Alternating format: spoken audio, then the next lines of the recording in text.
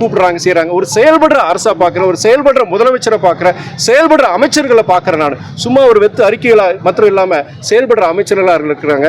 எனக்கு என்னன்னா, அன்னைக்கு கூட ஒருத்தர் கேள்வி கேட்டாங்க, என்னங்க முதலமைச்சர் பேசவே மாட்டேங்கிறாரு. நான் சொன்னேன், is man of few words but man of action சொன்னேன். நான் அதன் அடிப்படையில் ஒரு செயல்படுற ஒரு முதலமைச்சரா இருக்கிற சகோதரர் விஜய்க்கு வந்து என்னுடைய நன்றிகள் இந்த நேரத்தில் நான் தெரிவிச்சுக்கிறேன். நான் எல்லாமே வந்து மெரிட் பேசிஸ்ல இன்னைக்கு செய்யறாங்க.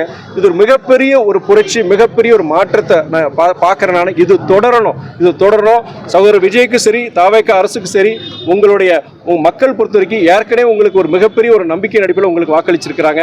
இந்த மாதிரி நீங்க செயல்பட்டீங்கன்னா 35 கிடையாது, அடுத்து வர வருடங்களில் நீங்க 60 விழுக்காடு வாக்கள் நீங்க பெறுவேங்கிற ஒரு நம்பிக்கை வந்து எனக்கே இருக்கு. பொறுத்த வரைக்கும் என்னன்னா, எங்களுக்கு உரிய அந்த அங்கீகாரம் கிடைக்கக்கூடியது சூழ்நிலை திமுக உருவாக்கல. எங்க சின்னத்தில் நாங்கள் போட்டி போட முடியல. சின்ன மாத்திரம் கிடையாது, பலமுறை சொல்றேன், எங்களுடைய இயக்க உறுப்பினர்கள் அவங்க அடிப்படை உறுப்பினர் ராஜினாமா பண்ணிட்டு அந்த திமுக சேர்ந்து அது மாதிரி பல சங்கடங்களை அனுபவிச்சு எங்களுக்குரிய அந்த இதுதான் அவங்க திமுக கூட. பிற இயக்கங்களை பற்றி எனக்கு நான் சொல்ல விரும்பல. பிற இயக்கங்கள் பொறுத்த வரைக்கும் ஒரு நட்புணர்வோடு இருக்கிறாங்க. தலைவர் மேலேயும் என் மேலே ஒரு நல்ல ஒரு அன்போடு இருக்கிறாங்க.